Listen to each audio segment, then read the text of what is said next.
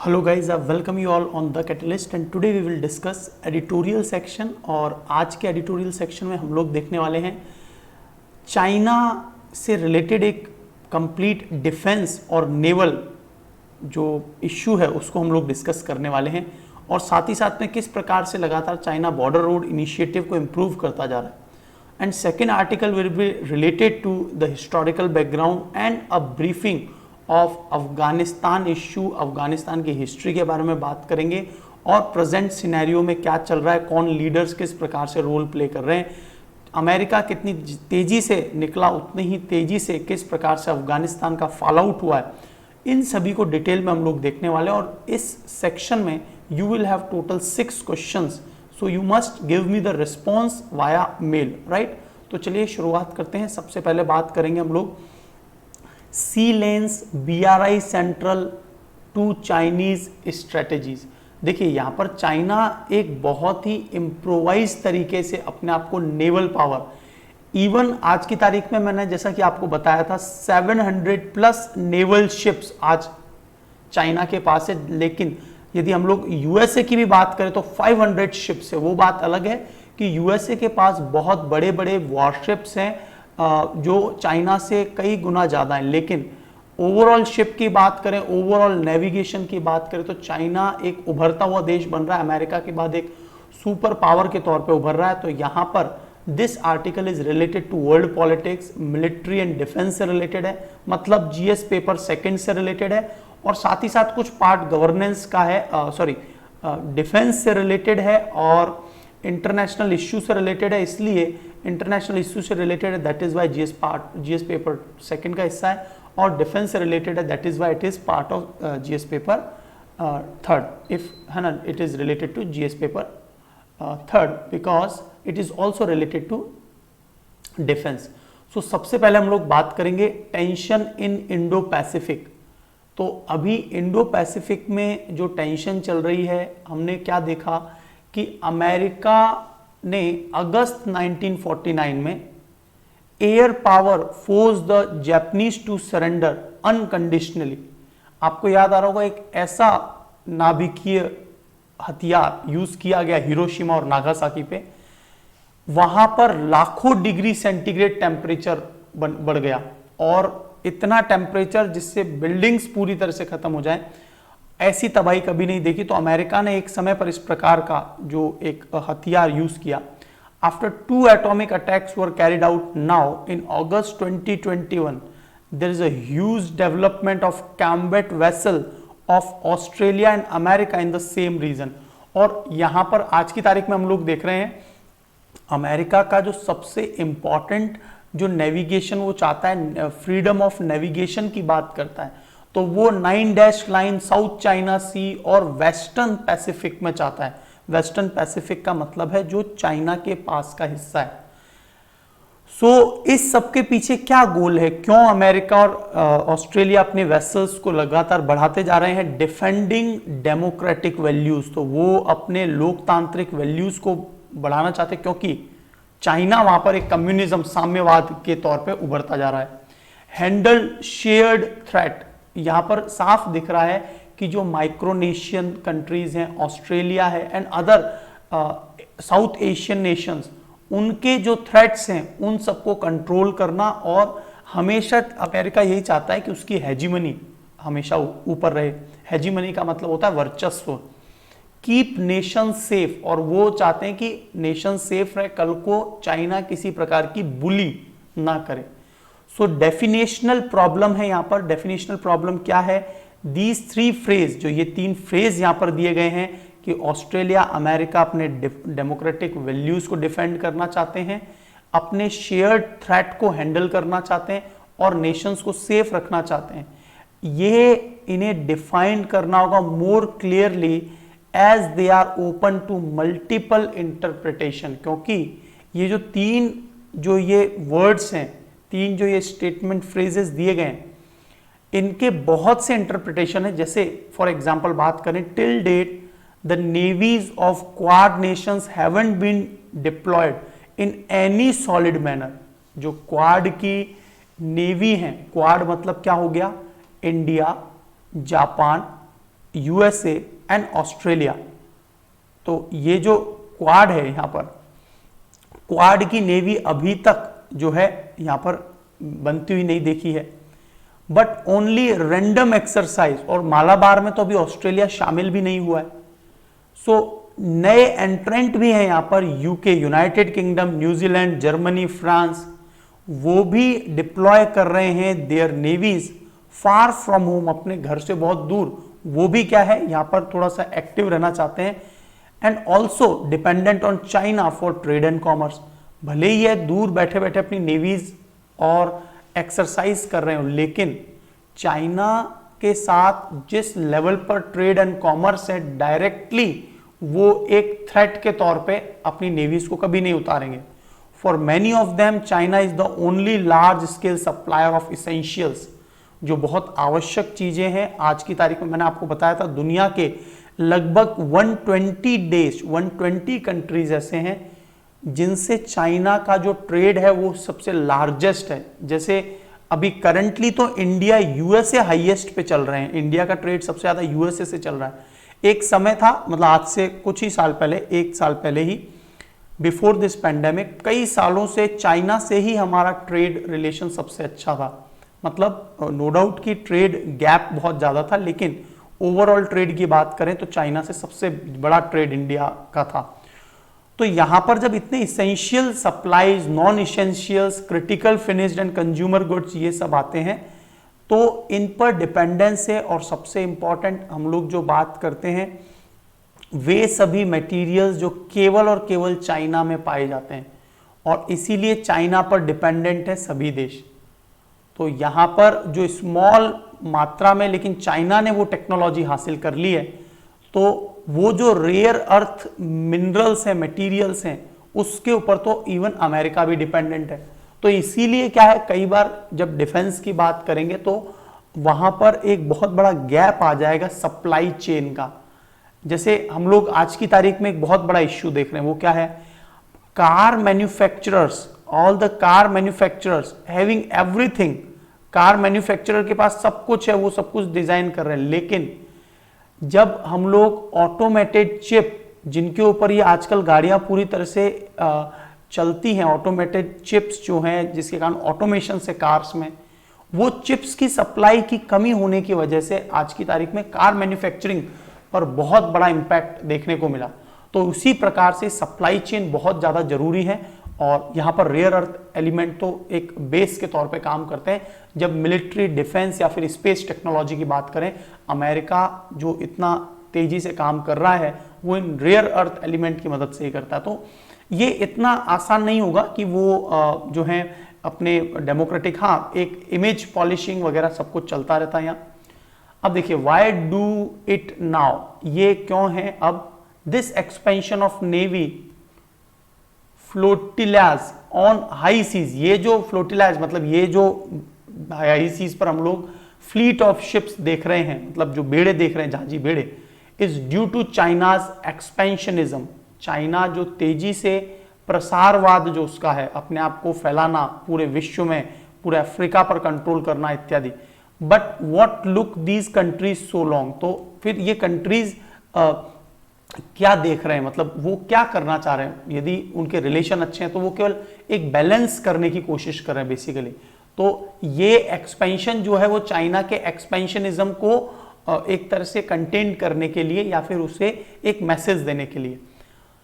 तो यहां पर देखिए, the key battle of supremacy, supremacy का मतलब कि कौन सबसे ऊपर है हेजीमनी के मामले में बात करें, between USA and People Liberation Army Navy जो है चाइना की, in western Pacific Ocean, which US has treated as its own lake. पहले अमेरिका जो है उसे अपनी झील समझता था, लेकिन ग्रेजुअली जो चाइना है उसने आज एक बहुत बड़ी पकड़ बना ली है, 9 dash line. US always boasted of being only true super sea power।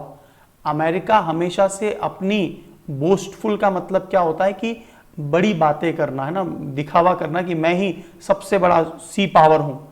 In 1980s when the Soviet was stuck in Afghanistan, तो जब अफगानिस्तान में सोवियत यूनियन फंस चुका था, USSR, आपको याद आ रहा होगा 1979 से लेकर 1989 तक ये जो 10 वर्ष है ये बहुत ही कॉम्प्लेक्स और क्रिटिकल निकले। यहां पर पूरी तरह से USSR उलझ गया था इन ही जो मुजाहिदीन के फौज के साथ।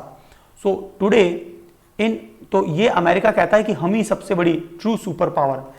अब 2021 में क्या हुआ है, the turn of event is such that US army may come up a bit short of plan assets in the region. तो अब US नेवी क्या है, एक बिट शॉर्ट, वो प्लान जो एसेट्स हैं वो उसके अभी कुछ कम होते हुए दिखाई दे रहे हैं। A prominent former navy secretary think that US may lose a naval war against China now. यदि आज की तारीख में चाइना से इस रीजन में फ्रंट टू फ्रंट कन्फ्रंटेशन हो जाए तो अमेरिका निश्चित रूप से हार जाएगा यहां। तो ये एक वहीं के नेवल ऑफिसर, नेवल जो सेक्रेटरी हैं वो कह रहे हैं, राइट, नेवी सेक्रेटरी कह रहे हैं यहां पर। So the key region has been the neglect of naval power by many successive leaders. तो इस सब के पीछे रीजन क्या था कि बहुत से लीडर्स ने नेवल पावर को कम आंका और इसीलिए नो डाउट अमेरिका की ओवरऑल नेवल पावर अच्छी है, लेकिन पर्टिकुलर रीजन में जो है अब ब्लू वाटर नेवी जो कि कहीं पर भी जाकर अटैक करेगी, तो यहां पर अपर हैंड जो है चाइना को ही मिलेगा in the South China Sea, ऐसा कहना है। Where did the mistake begin, तो ये गलतियां कहां से हुई। अमेरिका ने ये जो गलतियां की हैं is not truly understanding the nature of Chinese communist party, कि अमेरिका ने जो गलती की, बिगेस्ट मिस्टेक की, सही तरीके से चाइना की कम्युनिस्ट पार्टी के नेचर को समझा ही नहीं। इट फोकस्ड ऑन कैश, वो हमेशा बस कैश पर डिपेंडेंट रहा, कॉमर्स की बात करता रहा, कैपिटल और प्रॉफिट की बात करता रहा, something that the China ensured keep following in the relationship. और इधर चाइना जो है उसको लगातार भर भर के कैश वगैरह, क्योंकि बहुत बड़ा माल सप्लायर हमेशा से थ्रू आउट चाइना बना रहा, तो कैपिटल, प्रॉफिट, कॉमर्स और कैश ये सब लगातार अमेरिका को मिलते रहे, तो वो उसमें खुश हो गया। अब क्या होता है, धीरे धीरे चाइनीज जो पूरी इकोनॉमी है वो बहुत तेजी से ग्रो करती रहती है। साथ में नो असेसमेंट, किसी प्रकार का कोई असेसमेंट ही नहीं हुआ। बहुत से पब्लिकेशन ने रियलाइज किया 1980 में ही कि that the gathering genuine information of Chinese navy was very tough, कि जो एक्चुअल इंफॉर्मेशन चाइनीज नेवी के बारे में प्राप्त करना ये इतना आसान नहीं था जैसे दुनिया के दूसरे देशों पर ये इंफॉर्मेशन प्राप्त कर लेते थे। दैट वाज अ शेम, और ये ही एक शर्मिंदगी भरा है। Any message from Vladivostok in South China Sea passed through the portal of Chinese navy, then Chinese navy started modernizing with more western technique being used, information in is available।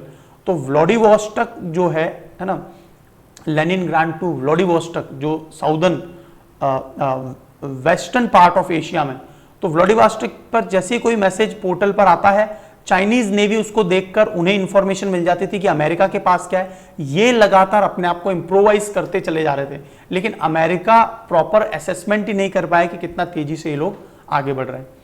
अब देखिए Australia भी बड़ा ही चिंतित है, परेशान है, क्योंकि आज की तारीख में तो जो है मैरिसन चल रहे हैं, स्कॉट मैरिसन चल रहे हैं प्राइम मिनिस्टर।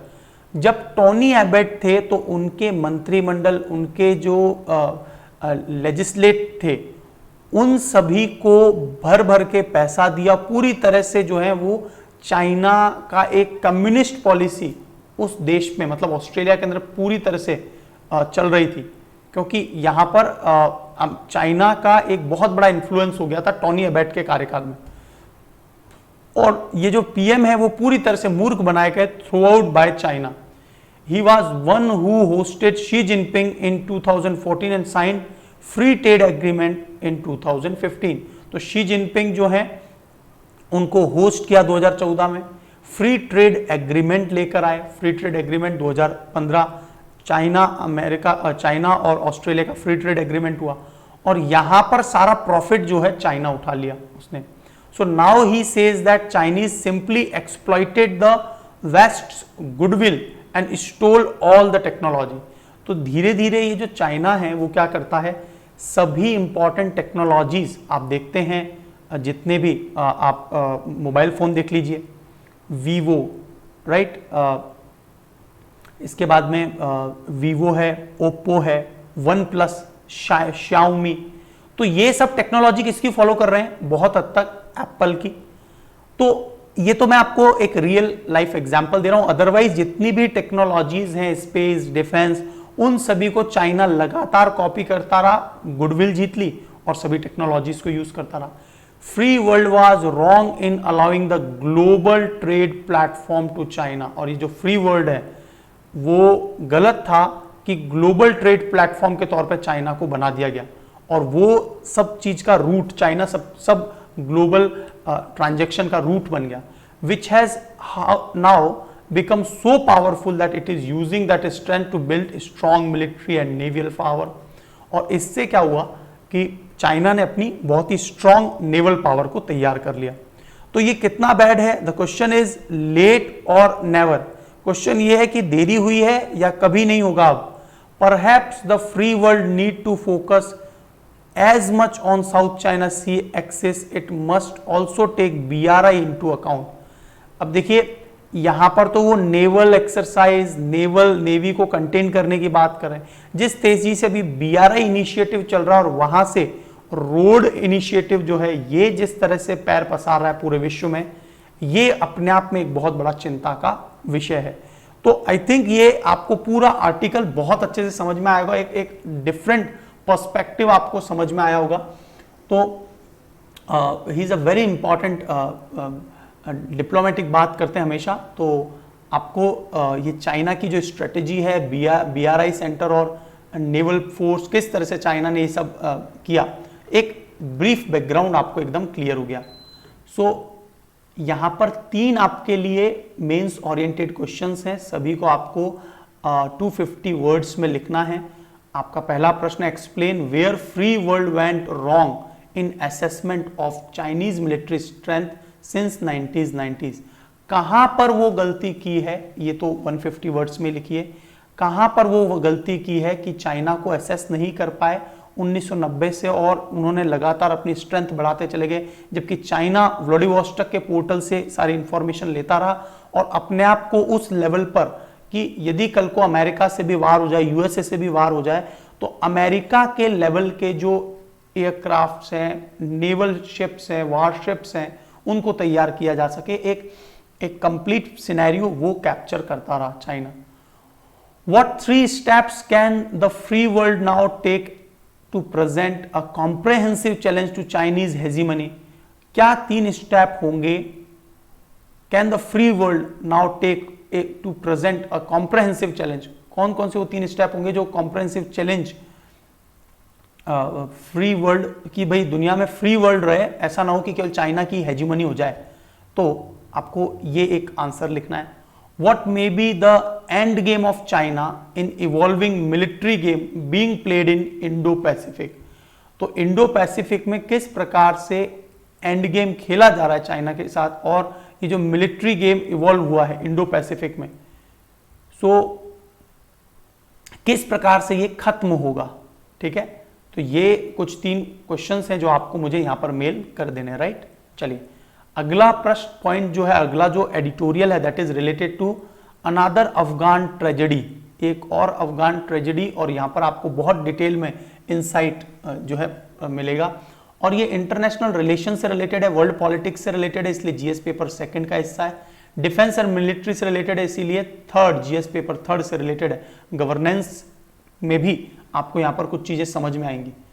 तो देखिए, द चेंज इन अफगानिस्तान, अगस्त 2021 में जैसे ही अमेरिका पीठ दिखाकर चला जाता है, और उसे यहां से जाने की इतनी जल्दी होती है कि जो पूरी तरह से डेमोक्रेटिक वैल्यूज पर जो एक देश चल रहा था, काफी हद तक चल रहा था, वो एक झटके में कोलैप्स्ड हो जाता है। वहां के विमेन राइट्स पूरी तरह से खत्म हो जाते हैं। आप देख ही रहे होंगे महिलाओं के साथ क्या हो रहा है। इसके अलावा हजारों लोगों को उन्होंने मार दिया है, ब्रुटली देवर किल्ड, अभी जो खबरें आ रही हैं।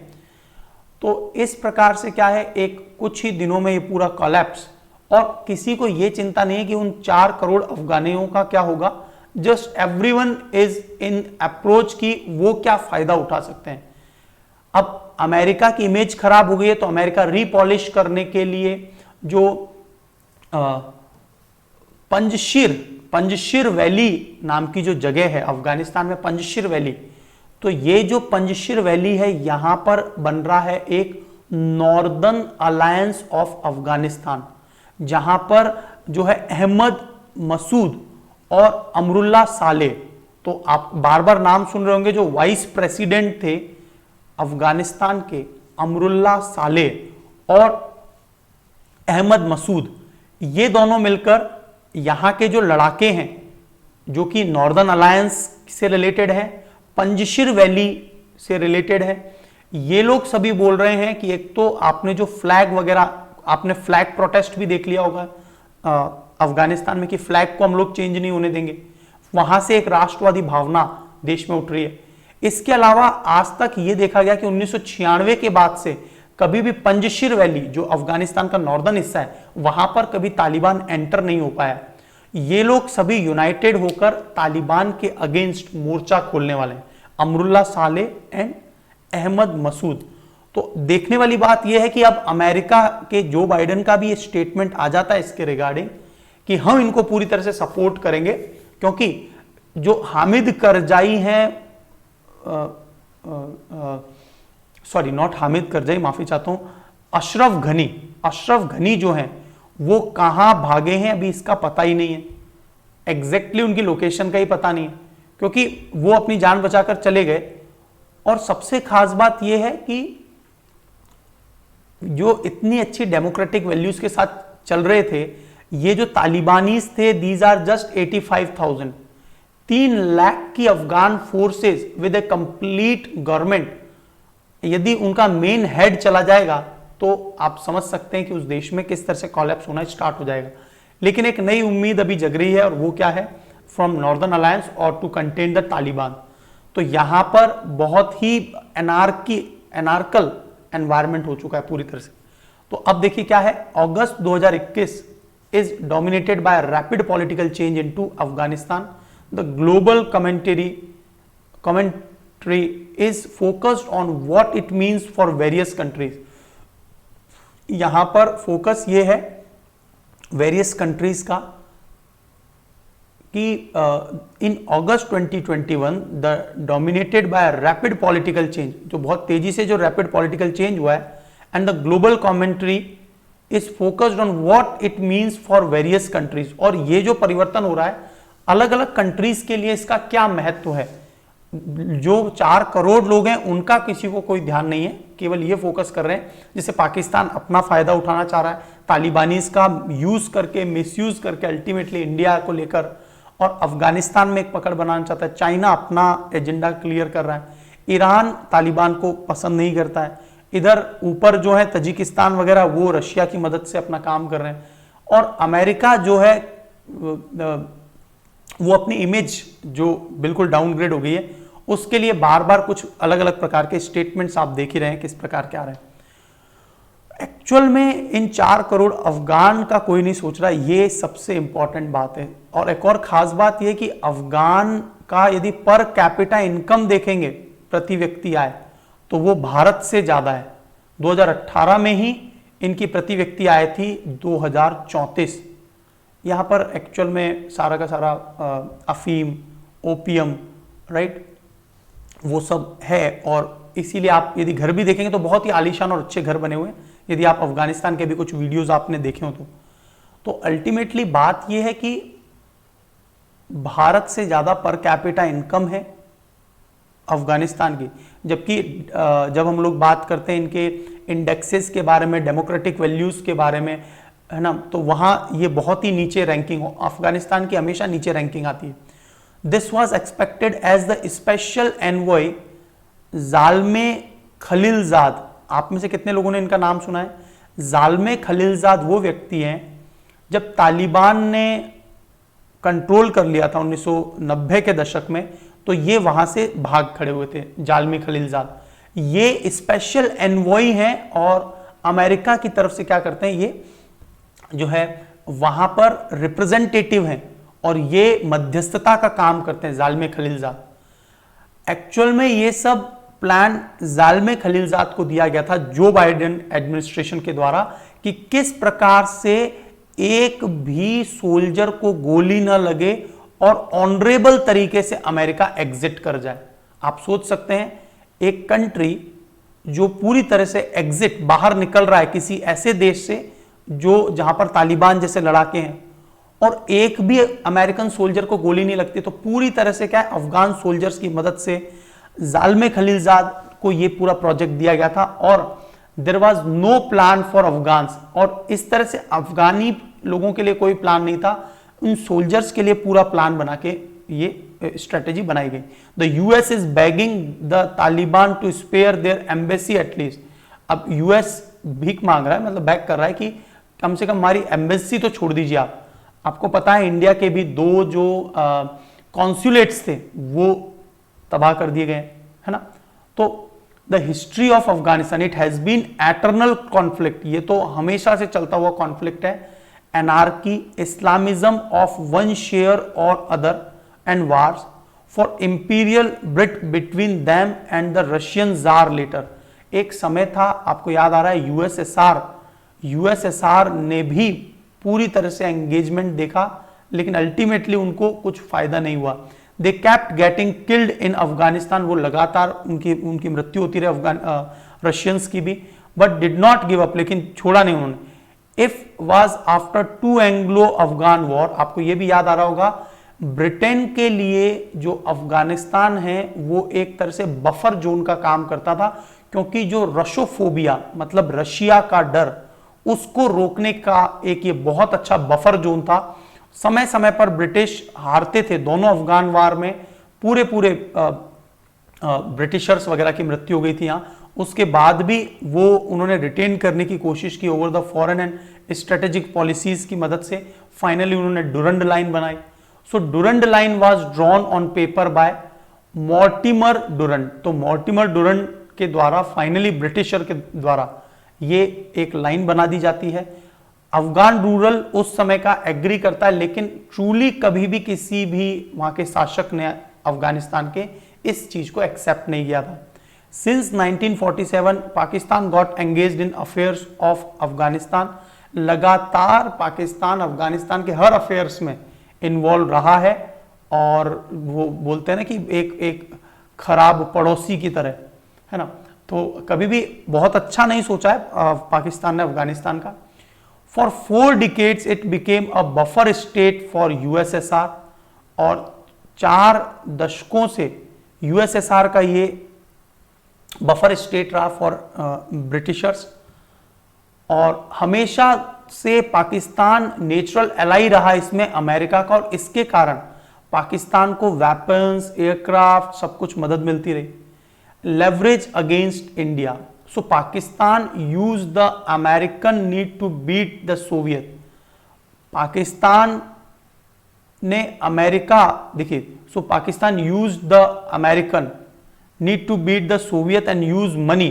तो पाकिस्तान ने अमेरिका को सपोर्ट किया just to find money from US to strengthen its economy and military. और इस तरह से क्या हुआ, पाकिस्तान ने अपनी इकोनॉमी को केवल इस प्रकार के जो टुकड़े हैं उसी पर अपनी अर्थव्यवस्था चलाई। वहां पर आर्मी लॉ हुआ करता था और वहां पर कोई डेमोक्रेटिक वैल्यूज वाली बात तो कभी रही नहीं, राइट। प्रॉपर तरीके से कॉन्स्टिट्यूशन वहां पर काम आज भी नहीं करता है। And but there was no lasting gain, ultimately उनको कोई लास्टिंग गेन मिला नहीं और अंततः it lost half of its territory. और इन सबको करते करते भी पाकिस्तान अंत तक ये सोचता था, आपने अभी रिसेंटली एक ट्रेटी का नाम सुना होगा, 1971 की जो इंडो सोवियत ट्रेटी थी।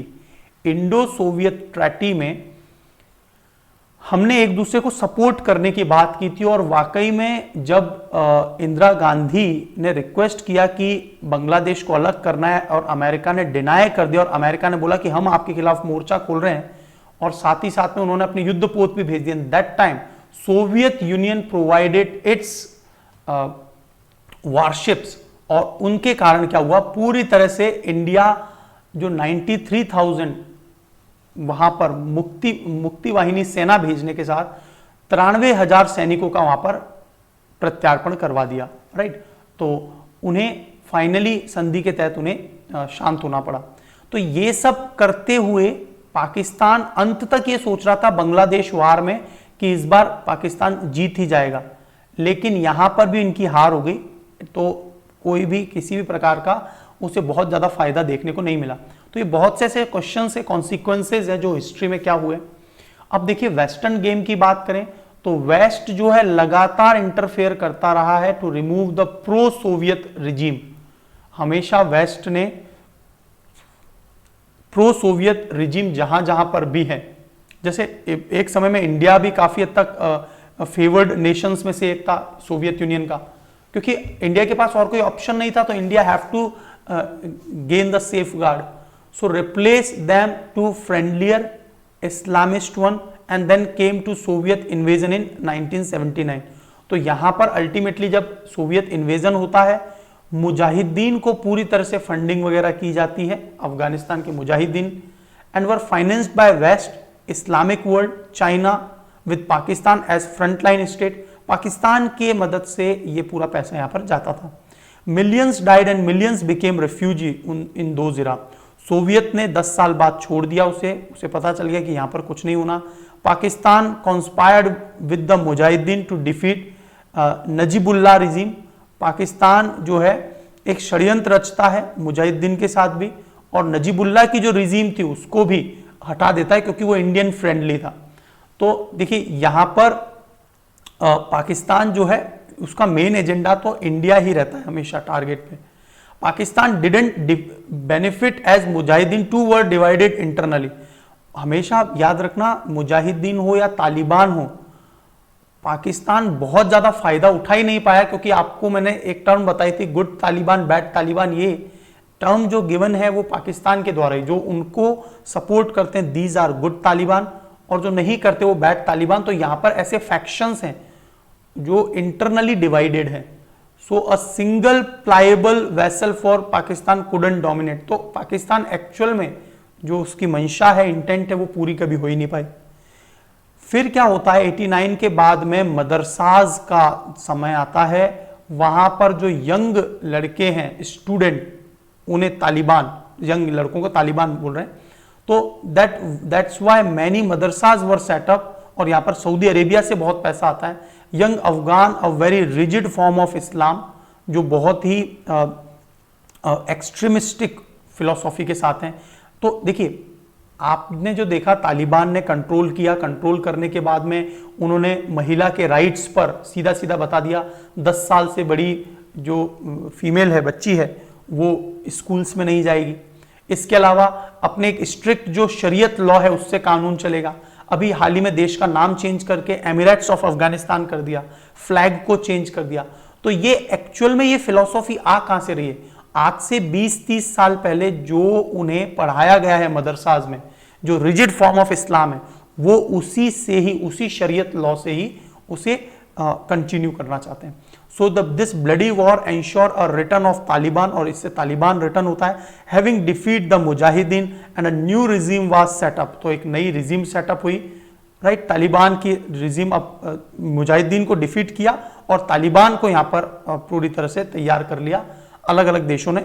और इन्हीं तालिबान के सपोर्टेड जो अल कायदा थे, इवन उस समय पर जो ये व्यक्ति थे जालमी खलीलजाद, वो भी उस समय भाग खड़े हुए थे। अल कायदा आया, 9/11 हुआ, 9/11, और उसके बाद में उन्हें पूरी तरह से अमेरिका को हम देखते हैं उसके बाद 2001 से, जैसे अल कायदा के द्वारा जो है वर्ल्ड ट्रेड सेंटर वगैरह पे अटैक होता है। With the promise to build a new democratic Afghan. Promise तो ये किया गया कि अभी हम लोग पूरी तरह से डेमोक्रेटिक अफगानिस्तान को लाएंगे। दे जस्ट डम्प्ड इट, उन्होंने केवल डंप किया सब में। टर्निंग ए फंक्शनल स्टेट इनटू एनार्की, चलते हुए देश को अराजकता में झोंक दिया। द यूएस हैज दस destroyed a functional state thrice, और इस प्रकार से 3 बार फंक्शनल स्टेट को पूरी तरह से तबाह करने में अमेरिका का रोल रहा है, जिसमें तीनों बार इस बुरे काम में कंप्लाइज कौन होता है? बैड गेम में जो साथी। तो पाकिस्तान हमेशा से कंप्लाइज रहा है। अफगानिस्तान एलीट जो है, but this time there is a large body of Afghan that's educated, civilized in modern sense, because US invested money and effort 20 सालों से एजुकेशन वगैरह सब कुछ प्रॉपर चल रहा है। आप ये भी देख रहे हैं कि पर कैपिटा इनकम भी बढ़ा है। Many indicators reflect that truth, higher life expectancy, उनकी जीवन प्रत्यक्षा दर बढ़ी है, more primary schools, enrollment higher, female literacy, मतलब धीरे धीरे बहुत परिवर्तन देखने को मिला है। जो जीडीपी 2000 में 1190 हुआ करती थी, वो 2018 में $2034 पर कैपिटा होगी, तो अपने आप में देखिए इंडिया से भी ज्यादा ही। समरी ये है, so now either the Taliban will have total control और टेक एवरीथिंग ओवर, या तो तालिबान पूरी तरह से कंट्रोल कर लेगा या फिर सब कुछ खत्म ही हो जाएगा। और यहां पर अभी एक नया फैक्शन सामने आया जिसको मैंने आपको बताया, नॉर्दर्न अलायंस, है ना, जिसे मैं बोल रहा हूं पंजशीर वैली, है ना, जो अहमद मसूद एंड अमरुल्ला सालेह, अमरुल्ला सालेह जो है, Amrullah Saleh he is one of the Indian favoured person, है ना, भारत का इन्हें फ्रेंड कहा जाता है। They will have partial control और some part will remain out of bound, तो कुछ पे पार्शियल कंट्रोल रहेगा, कुछ आउटबाउंड रहेगा, मतलब उनके कंट्रोल से दूर परे। और मैनी पावर्स विल कीप मैडलिंग, बहुत सी ताकतें, जिस प्रकार से सीरिया हम लोग देखते हैं, Syria became the battle ground, कैसे कि यहां पर United kingdom, France, America, Germany, Russia और टर्की, ये सब जो है ना अपनी ताकतें अजमाती रहती है, इजराइल वगैरह, तो ये जो ताकतें अजमाने का जो एक एरेना हो जाता है, उस प्रकार का अफगानिस्तान हो जाएगा। सभी देश अपनी जो है नेगेटिव एनर्जीज को यहां पर झोंक रहे होंगे। So no matter what the Afghan citizen have lost, इनको कोई मतलब नहीं है कि अफगान सिटीजन्स के साथ क्या हुआ। आपने वीडियोस देखे होंगे कि कितने सुंदर घर हैं वहां के, और वो सब कुछ छोड़कर गए हैं, और कई प्रकार से रेप एटसेट्रा बहुत सारे केसेस अभी यहां पर देखने को मिल रहे हैं। So this is whole the scenario. तो एक्चुअल ह्यूमन राइट्स की बात करने वाला जो अमेरिका देश है, वो अब कहां है, जो भारत के लिए जम्मू कश्मीर में ह्यूमन राइट्स की बार बार बात करता है। तो ये एक बड़ा प्रश्न है। Explain the evolution of American approach on Afghanistan since 1950s, किस प्रकार से अलग अलग प्रकार का इवोल्यूशन देखा गया, परिवर्तन देखा गया अमेरिका की अप्रोच में अफगानिस्तान को लेकर। Where does it stand today, और आज की तारीख में ये कहां खड़ा है, right. Afghan citizen have lost, no more who won, Afghanistan citizen ने सब कुछ खो दिया है और कोई मैटर नहीं करता कि जीता कौन है। Explain analytically starting from 1960s, तो हमेशा से हिस्टोरिकली ये हारते ही चले जा रहे हैं, है ना। अफगानिस्तान पीपल ये सबसे ज्यादा नुकसान में है, पश्तू, है ना, पश्तून लोग हैं ये। What are the possible future scenario of Afghanistan in coming decades, और आने वाले दशकों में क्या पॉसिबल सिनेरियोज हो सकते हैं अफगानिस्तान के। Can you predict that, list and explain with reference to their impact on India, और ये भी बताइए कि भारत पर उसका क्या इंपैक्ट होगा। तो ये सारे पॉइंट्स आपको, ये जो 3 क्वेश्चंस हैं, इनके आंसर्स जो हैं वो मुझे यहाँ पर आप जरूर भेजेंगे। सो आज के लिए इतना ही है। Thank you so much, God bless you all, जय हिंद दोस्तों।